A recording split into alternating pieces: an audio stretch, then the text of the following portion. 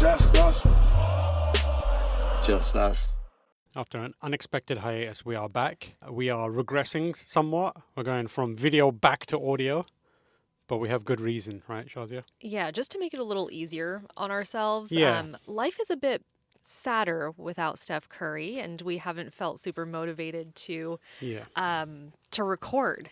And also, we have a bunch of changes happening in our lives recently that required our attention, and we're still in the midst of them. So spending a bunch of time editing together a video version for now isn't a good use of our time, I think. But we will be back to video. We will, and we'll do a season recap or end of the season recap. We hope the postseason is long, but we're feeling I don't know. We're currently locked into the 10th seed. Yeah. And let's talk about how the play-in process works. Yeah. So, from my understanding, there's 4 teams in the play-in. Mm-hmm. The 7th seed plays the 8th seed, and the 9th plays the 10th. Yeah. Okay, and whoever wins versus 7 and 8, they lock in the 7th seed. The winner of 9-10 then plays the loser, so which would be the 8th seed team, in order to figure out who locks in the 8th seed. Correct. Now, let's say the Warriors win both elimination games. They would then be facing off against OKC in a round 1 series. OKC current champions. Yeah, defending champions. They got a man made of linguine. Yeah. SGA, foul merchant. Yeah, good player, foul merchant. But yeah, it's been an interesting few weeks where we haven't. It feels like haven't been here for months, but it's been just a few games. But yeah, one of the reasons we also weren't recording was because it became a bit sad. It was just too repetitive of okay, the Warriors played a solid first half and then they just really messed up in the second half and just could not figure out how to win. There's no real dynamism to the Warriors game when Steph Curry, Jimmy Butler on the team. It kind of like plays out the exact same way. So it felt a bit redundant to keep doing the same episode and being like, and we lost again. We lost again. And so that was part of the motivation as well. But Steph did come back fairly recently. And I think that's a game worth talking about because it kind of puts into stark contrast the difference between how the games were without him, how the games were with him, and also our desire and passion about covering them before and after. Exactly. Like before, we just explained no interest in it because it was just depressing for everyone involved. Yeah, the Warriors in the last 10 games have gone 4-6. And let's talk about Steph's return game. So it was versus the Rockets at home on April 5th. And in an interesting turn of events, Steph Curry came off the bench. That must be a first time, right? Yeah, I don't think I've ever seen that. Even in previous seasons when he's been injured, he always comes back as a starter. Yeah. What did you think about that? I mean, I thought that was fine. It was all because of circumstances, right? Steph is coming back at just the right time to potentially make it into the play-in games. He needs to both get more comfortable and warm up to playing that game, ramp up, but also can't overdo it. But also they need to win games at the same time to kind of get the team into that kind of winning mindset. So the only way you can do all of that really is to have Steph come off the bench where he's not playing as many minutes and he can be there towards the end, which is when the team tends to lose control and potentially lose the game. You need his kind of shooting ability towards the end, which means you can't play him at the start of the game. So he's on the bench. True. And given that he came off the bench, he played with an interesting unit. Yes. This game that he played also was the debut of a big man who we really like, Charles Bassey. Yep. He's a big dude. Named like he's from the 60s. Yeah. And he plays big. He's inhaling rebounds, dunking the ball. I think his first play, him and Steph did a pick and roll. Yeah. Steph passed it to Bassey, and he had a huge dunk. Yeah, apparently he talked to Steph, and he was like, I've been in pick and rolls for years, so let's just get on with it. And we think he's way better than Yurt 7. Anyone's better than Yurt 7, unfortunately. Sorry, Yurt 7, but like your first act within the NBA as a Warrior was to put the ball in your own net. Yeah, but he's Bassi definitely has a lot of potential. Hopefully, he's been in the NBA for a while. He's played for a couple teams. He's also been like G League, Development League stuff, and he's great because yeah, he's getting up there, getting the ball. He's blocking as well. He's done his fair share of kind of stopping players as well. He's hard-bodied, big-bodied as well. So he's preventing people from kind of just waltzing their way into the paint. So he's an exciting prospect. Let's talk about the energy in the arena. When Steph came When back, Steph it came was back, insane. because that game, out of all the games we've been to recently, it felt electric. Yeah. It felt like a playoff game. I mean, we're playing KD and the Rockets, right? Yeah. But I think most of the energy was because it was Steph Steph. was back, yeah. And it was just so much fun to watch. And let's just talk about the end. The Warriors lost by 1 point, but it's the happiest I have felt losing a game yeah. in a very long time. And also, it somewhat cushioned that blow by the fact that the NBA later admitted that they made 2 refereeing mistakes that would have give us some points to win. So it's like, okay, you guys got lucky. NBA referees continue to suck. NBA continues to suck for not penalizing them. And there's no consequences. It's like, okay, you made 2 bad calls that were consequential to the outcome of the game, but you can't change the outcome. Yeah, you can't go back. Yep, we won't go on about this because we have had angry tirades about it previously. So that was a fantastic game. He has played since against, who was it? We won that game, We played right? versus the Kings. Yes, yeah. the Warriors won that game 110-105.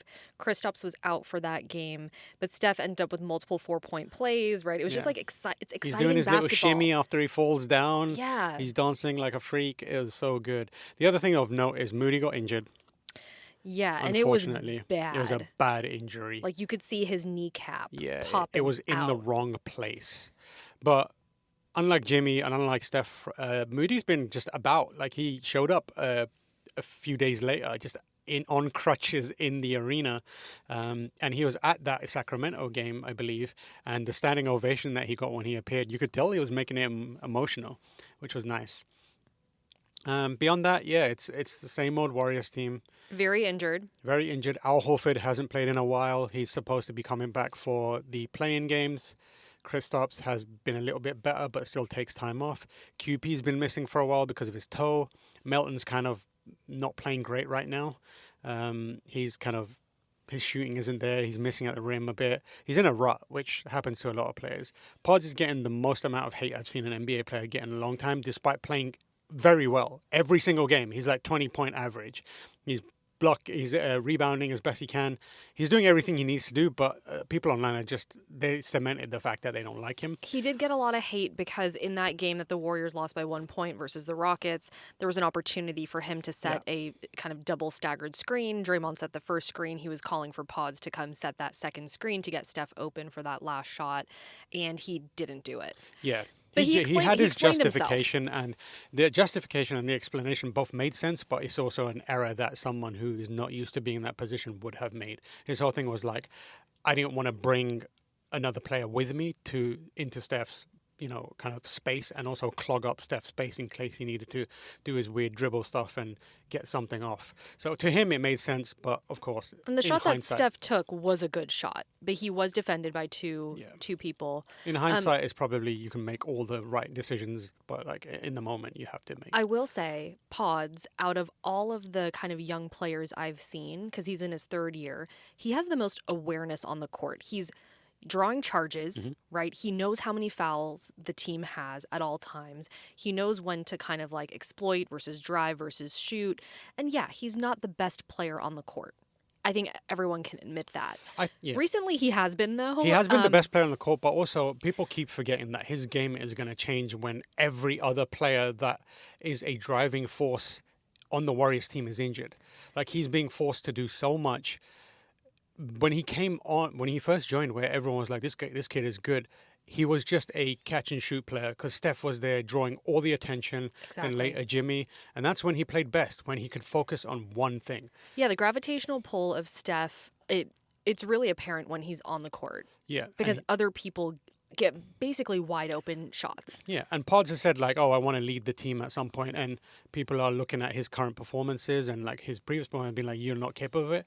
I don't think that's fair because he's being thrust into that role on a much quicker timeline than he expected or anyone else expected. It's like trial by fire for him, and you might look at him and be like, he doesn't have the pizzazz, he doesn't have the superstar energy to lead a team.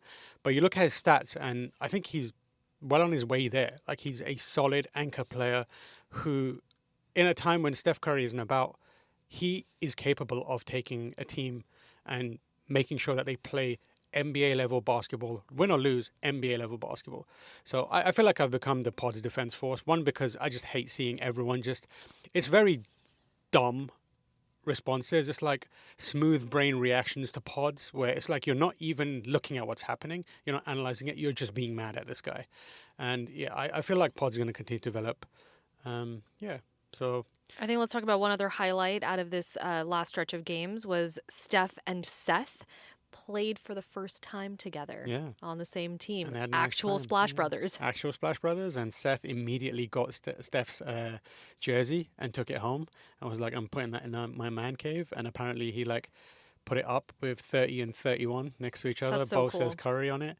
That's cool. Lovely little moment. And Seth has been playing decently. Like, he's not getting a lot of minutes, but when he's on, he contributes, and he's, you know, putting out some good performances, I think. Yeah. Finally, should we talk about one culture thing that we did in terms of the auction?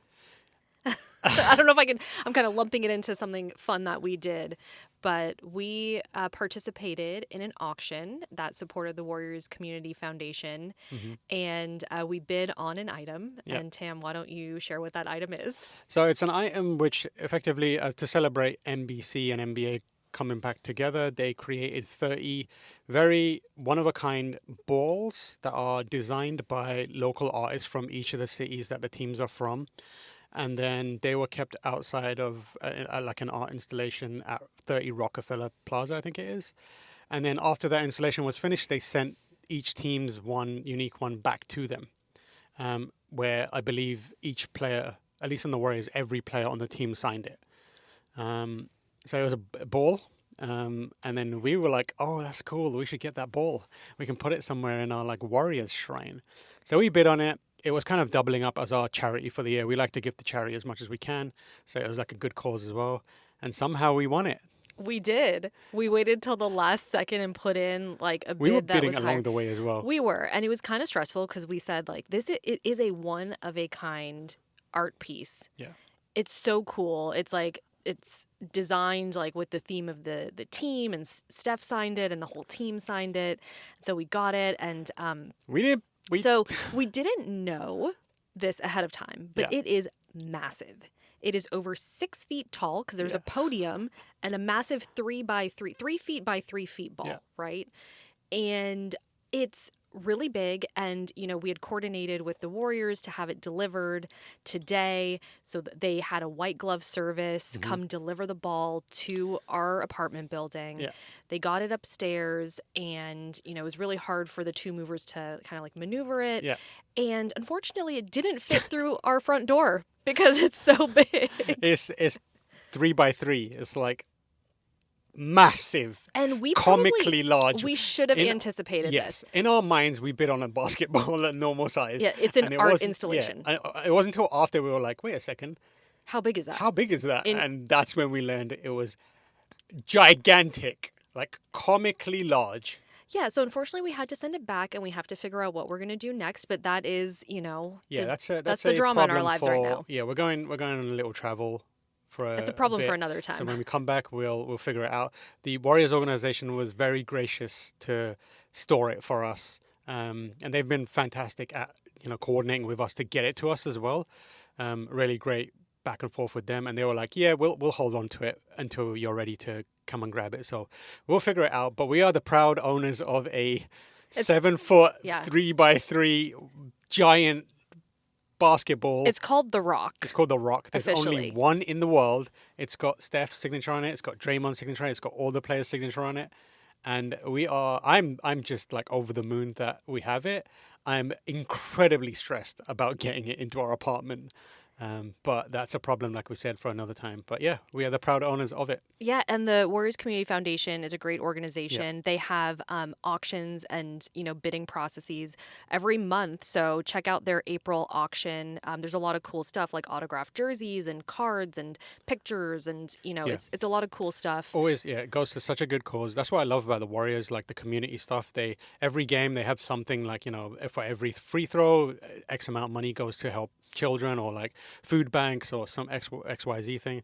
And these auctions are just like that. You can buy a jersey with a signature on it, and the money goes to a good place. So it felt good to have that item, but it also felt good to contribute to the city we love, we live in, and an organization, basketball team we love as well. Definitely. So once we figured out where to put that, and we'll post some pictures of it or something. For now, it's just hanging out at Chase Center. Yep. And we will be posting hopefully a video that includes The Rock at some point in the future. But we're also going to do, as I mentioned, an end of season recap. We'll be watching the last game of the season internationally. Yeah. So we're going to be waking up at 1:30 in the morning to In watch the London. Warriors play Yeah. because we love the team so much. And hopefully we win and have a strong close to the season so that we can have a good run in the play-in. Yeah. First round would be great.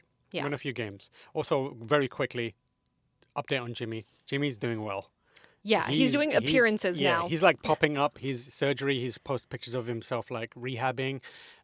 He looks like he's on his feet. He's moving around. Maybe not basketball level ready yet. He's been shooting threes and But making he was them. shooting. Yeah, he was shooting. So it's very, very, very endearing and uplifting to see Jimmy back on his feet. Yeah, science and medicine in the Crazy. sports world has come such a long way. Crazy, yeah. Yeah.